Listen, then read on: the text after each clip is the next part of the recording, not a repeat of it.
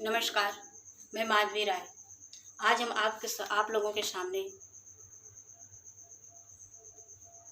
एक पीड़ित बेटियों के मुद्दे पे बात कर रही हूँ और आपसे मेरा एक क्वेश्चन है। ये बेटियों पे हैवानियत कब तक चलती रहेगी? सियासत में फंसा है बेटियों का इंसाफ, बेटियों की सुरक्षा की राजनीति कब तक चलती रहेगी? कब तक ये हैवानियत चलती रहेगी? तो साथियों, मैंने आज महिला पे अपराध के आंकड़े को रेट किया, तो आप सबको भी बताना चाहती हूँ कि आज महिलाओं के पे जो अपराध के आंकड़े हैं, ज़रा आप लोग भी सुनिए और मैं आप लोगों को बता रही हूँ। NCRB national crime record bureau Bharat में अपराध 2019 रिपोर्ट बताती है कि महिलाओं के खिलाफ अपराध पिछले साल के मुकाबले 7.3% बढ़ गए हैं। साल 2019 में प्रति 1 लाख आबादी पर 62.4% केस रजिस्टर्ड हुआ। देश भर में साल 2018 में महिलाओं के खिलाफ 58.8% था। देश भर में साल 2018 में महिलाओं के खिलाफ अपराध के कुल 3,78,236 मामले दर्ज किए गए। NCRB के आंकड़ों के मुताबिक भारतीय दंड संहिता के तहत दर्ज इन मामलों में से अधिकांश पति या उसके रिश्तेदार द्वारा क्रूरता 30.9% के मामले हैं। इसके बाद उनकी शीलता का अपमान करने के इरादे से महिलाओं पर हमले 21.8% और महिलाओं के अपहरण 17.9% के मामले दर्ज हैं। इतने मामले हमारे दर्ज हैं। अब बात यहाँ आती है, जिस तरह से मैं एक पर्सनल पार्टी की बात नहीं कर रही हूँ, सियासत की बात नहीं कर रही, जिस तरह से राजनीतिक पार्टियाँ मुद्दे को उठाती हैं, जबकि उनके क्या वो ये आंकड़े नहीं देखते हैं कि हमारे देश में इतने आंकड़े दर्ज हो रहे हैं। अब हम आते हैं इस मुद्दे पे, जो आज के प्रेजेंट टाइम में यानी ताज़ा खबर चल रहा है। रेप महिला का शव जला दिया गया। बहुत तेज घमासान पक्ष विपक्ष अपनी बातें रख रहा है। प्रेजेंट टाइम की गवर्नमेंट यह कहती है कि राहुल गांधी, प्रियंका गांधी वहां नहीं मिल सकते हैं, वहां हाथरस में नहीं जा सकते हैं पीटा, क्योंकि 144 का उल्लंघन हो जाएगा। 144 का उल्लंघन न हो, लेकिन महिलाओं के रिपोर्ट का आंकड़ा बढ़ता जाए, महिलाएं अपनी सुरक्षा की भीख मांगती रहें, अब महिलाओं पे राजनीतिक रोटियां सेकी जाए। आज हम अपने भारत में विवश हैं। हम 12 बजे रात नहीं जा सकते हैं सड़क पे, हम अकेले नहीं जा सकते हैं। क्यों? बेटी अकेले मत जाओ, कुछ मन चलों के निगाहें पड़ जाएगी। घर में हैं, नात रिश्तेदार आते हैं, उनकी भी निगाहें हम पे गलत पड़ता है। हम कब तक अपने आप को बचाते रहेंगे इस तरह से, और कब तक अपनी इज्जत की भीख गवर्नमेंट के सामने मांगते रहेंगे? और इज्जत की भीख मांगी भी जा रही है, फिर भी नहीं मिल रही है। बहुत शर्म की बात आती है। क्यों? यदि महिलाएं जो आवाज़ उठाती हैं, जो बीच पुरुषों के बीच आके अपनी बातें कहती हैं, अपनी इज्जत के लिए भीख मांगती हैं और उनके गिरेबान के, उनके गंदे घिनौने के लिए आवाज़ उठाती हैं, उनको क्या कहा जाता है? असली शब्द रंडी है, वेश्या है। इसका काम यही है, रंडी है, वेश्या, इसका काम है। अरे ऐसे टिप्पणी कसने वाले शर्म नहीं आती है कि जिस महिलाओं पे आप टिप्पणी कसते हो, आपके घर में भी बहन बेटियां, क्या यही चीज आपकी बहन बेटियों के साथ होता तो कैसा लगता? आज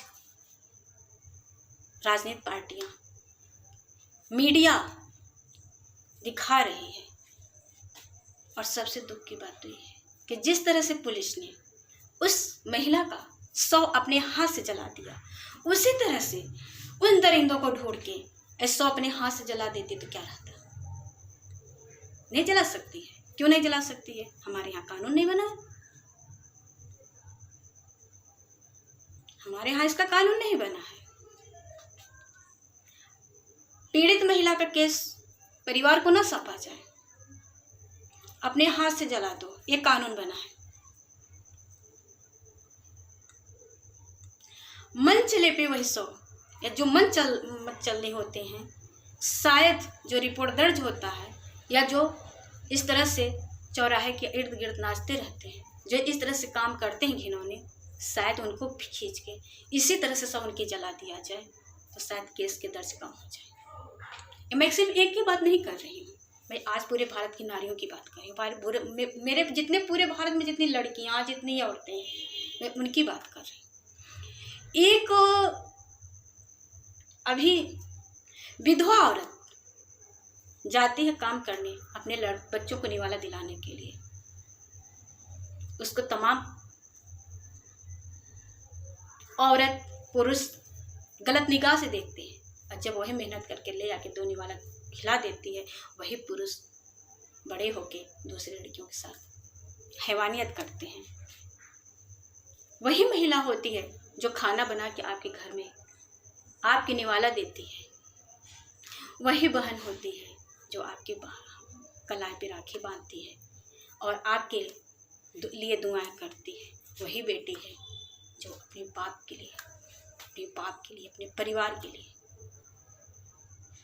इज्जत की पगड़ी बनती है। हम भी एक महिला है, हम भी सुनते हैं, ऐसा नहीं है, हमारे ऊपर भी फबियाँ कसी जाती है, हमारे साथ भी लोग मिलते हैं इस तरह से।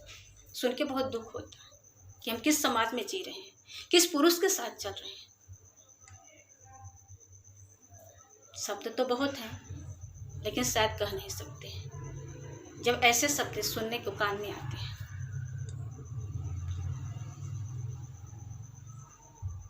अरे क्लास में तो वही लड़की पढ़ती है, जब क्लास 1 में पढ़ती है तब लड़की लड़कों में कोई मतभेद नहीं होता है। वही जैसे जैसे ऊपर बढ़ती है तो उसी लड़की का सड़क पर चलना दूभर हो जाता है, उसी लड़की को अपने घर में रहना दूभर हो जाता है। आज हमारे समाज में कोई एक लड़की अकेले भी रहे, कितनी कमेंट कसे जाते हैं, कैसे उसको मतलब अपनी जिंदगी कैसे जीती है वो वही समझ सकती है। ये बात मैं नहीं, आज हमारे भारत में पता नहीं कितनी नारियां हैं जो इसका शिकार है। तो क्या आप सब पुरुषों से हम लोग ये उम्मीद करें कि जिस तरह से आपके मन चले किसी महिला को मौत के घाट उतार देती है, तो हम लोग भी तीर तलवार लेके अपने घर में से निकले, हम लोग भी चाकू लेके अपने घर से निकले, हम भी भूल जाएं कि आप कौन हो, आप मेरे रिश्तेदार हो, आप मेरे देश के हो, आप मेरे देश के एक नागरिक पुरुष हो। हम भी भूल जाएं कि आप मेरे मुल्क के एक पुरुष हो। यदि हम लोग भूल गए तो शायद उस औरत का नाम चंडी ज्वाला हो जाएगा, अब खून की नदियां बहने लगेंगी। मत भूलो पुरुष कि जो तुमको जन्म दे सकता है और तुम्हारा अहंकार को भी मिटा सकता है। लेकिन हाँ, शायद मेरी बात तो बहुत लोगों को बुरा भी लगेगा, क्योंकि आज मेरे मन से जो बातें निकल रही हैं,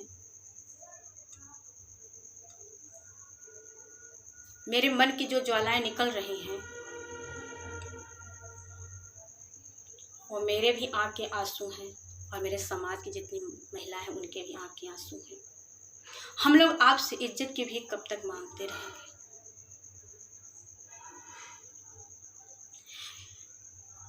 हम तत्काल गवर्नमेंट की बात को दोषी न देके हम समाज को भी दोषी देना चाहते हैं कि जिस समाज में हम रहते हैं उस समाज में भी एक कानून बना दिया जाए कि लड़कियां फ्री होके चलेंगी।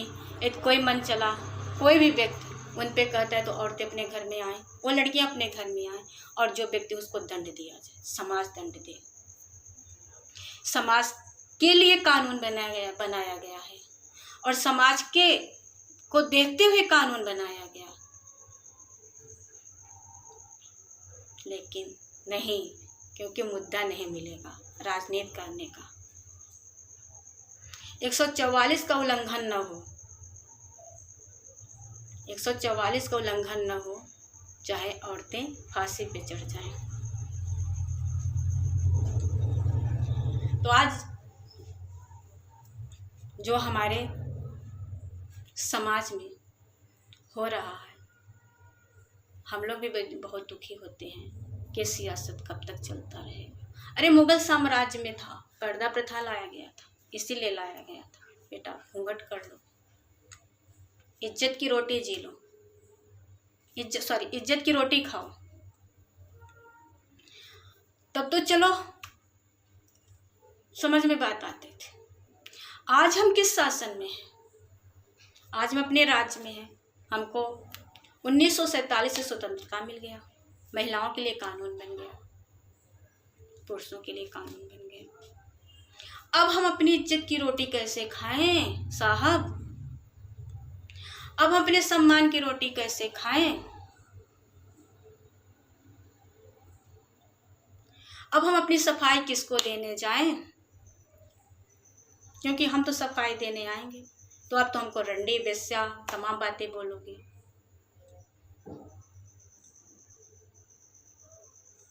हम किससे भीख मांगे?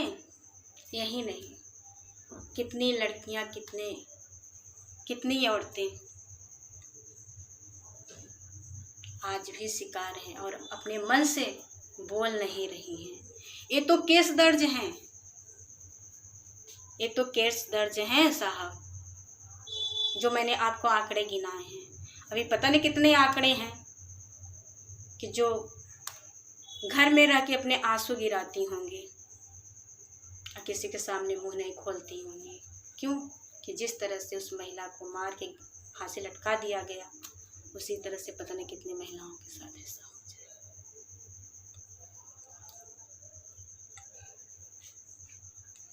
तो हम तो यही कहेंगे, महिलाओं पे सियासत न खेला जाए, महिलाओं पे राजनीति, रोटियां न चलाई जाए, रोटियां न सेकी जाए, महिलाओं के लिए कठोर कानून बनाया जाए।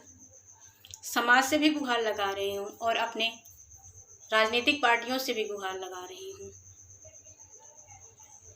जब तक समाज साथ नहीं देगा तब तक ये राजनीतिक पार्टियां अपनी रोटियां सेकती रहेंगी। ये मीडिया दिखाता रहेगा, लेकिन कभी ये मीडिया यही सड़क पे उतर जाए, यही पुलिस वाले सड़क पे जिस दिन अपने ईमानदारी साथ उतर जाएं, जिस तरह से उस लड़की का शव जलाए हैं पुलिस अपने हाथों से, उसी तरह से मन कुचले को, जो केस चाहे वो घर का हो चाहे बाहर का हो, चाहे कोई भी औरत अपने केस को अपने रिश्तेदार नातेदार के दर्ज कराती है, उनके साथ तुरंत यही काम किया जाए, शायद केस कम हो जाए, शायद हम भी खुश कीजिए, शायद हमें भी दुपट्टा लेके सड़क पे नहीं आना पड़े, क्योंकि हमको दुपट्टा लेके ही सड़क पे आना पड़ता है, क्योंकि उनकी तो नीयत खराब हो जाएगी, हम तो उनके शिकार बन जाएंगे। इतने वो बलशाली हैं। क्यों बलशाली हैं? इसलिए बलशाली हैं कि वो चार होते हैं और हम अकेले निकलते हैं।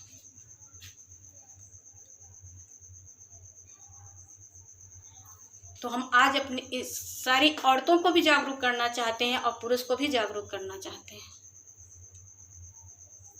कि जब महिला अकेले निकले तो मत सोचो पुरुष की महिला अकेली है, तुम भी औरत बन जाओ और उस महिला के साथ खड़े हो जाओ जिस पे दो हैवानियत हाथ पकड़ के खींचना चाहते हैं। आप भी बन जाइए महिला और वो सोचिए कि जिस तरह से वो मेरे गर्दन पे और मेरे गिरेबान पे हाथ डाल रहे हैं, आप भी उनको चिथड़े चिथड़े कर दीजिए, शायद केस कम हो जाए। साथियों, बात तो कहने को बहुत है, मन में तो बहुत भड़ास है भरा,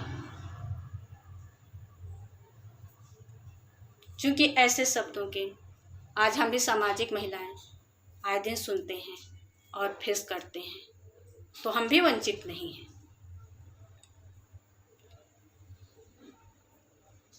शायद हो सकता है कि हम जैसे महिलाओं पे भी यही हादसा होने से न बचे। हमारे समाज में, और चाहे एक दलित की लड़की हो साहब, और चाहे एक सवर्ण की लड़की, लड़की तो लड़की होती है। सम्मान तो सम्मान, समाज में कोई विरोधाभास नहीं होता है। वो चाहे अमीर की लड़की हो या गरीब की लड़की, लड़की तो लड़की होती है। तो आप जैसे महिलाओं पुरुषों से मेरा एक ही निवेदन है कि जब तक हम आप सब जागरूक नहीं होंगे तब तक ये केस कम नहीं होगा।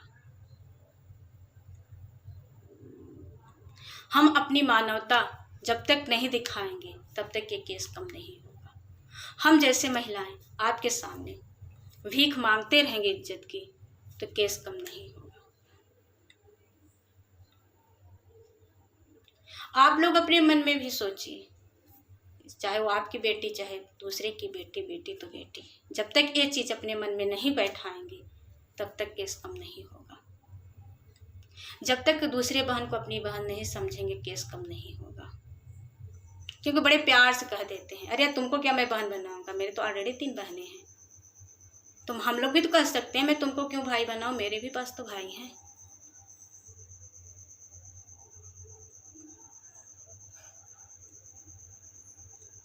नहीं कह सकते,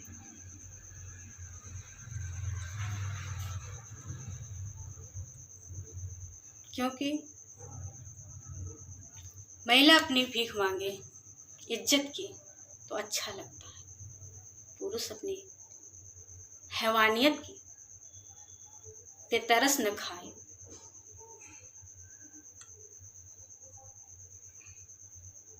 तो बहुत अच्छा लगता है, क्योंकि हैवानियत में ही उनकी इज्जत है।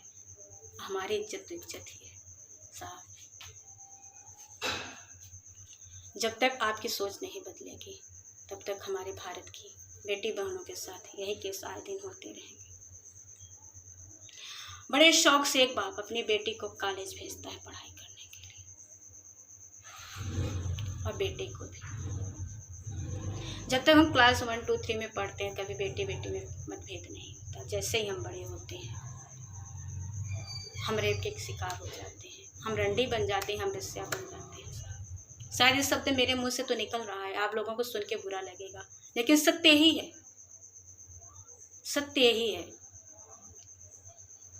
क्योंकि एक औरत मेहनत करके जब रोटी खाती है, उस रोटी के साथ ये भी शब्द उसको सुनना पड़ता है।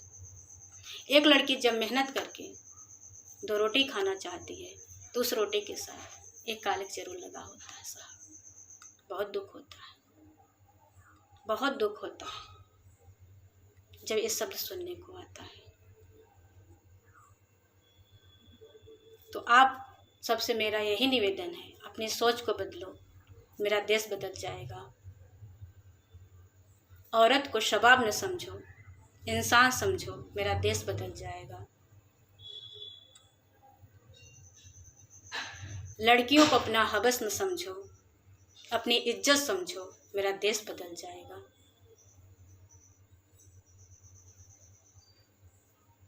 भारत माता की जय। मैं इसी शब्दों से पे विराम दे रही हूँ। किसी को बुरा लगे उसके लिए मैं क्षमा प्रार्थी हूँ,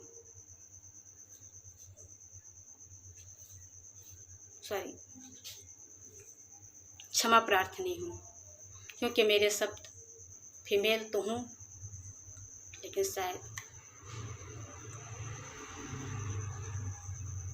इसीलिए मैंने कहा मैं क्षमा प्रार्थनी हूँ। कि प्रार्थी प्रार्थनी बनाया गया, इस सब पे भी आप गौर करो।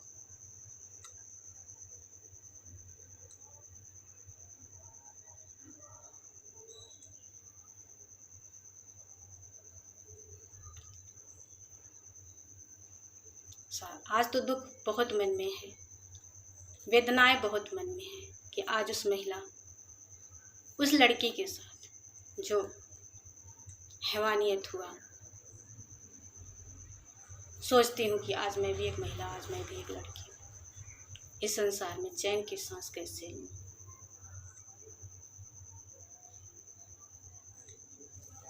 पुनः आप सबसे विदा लेती हूँ और शायद मेरे शब्दों पे आप लोग गौर फरमाइएगा और जो गलती होगी उसको क्षमा चाहे कर दीजिएगा आप लोग।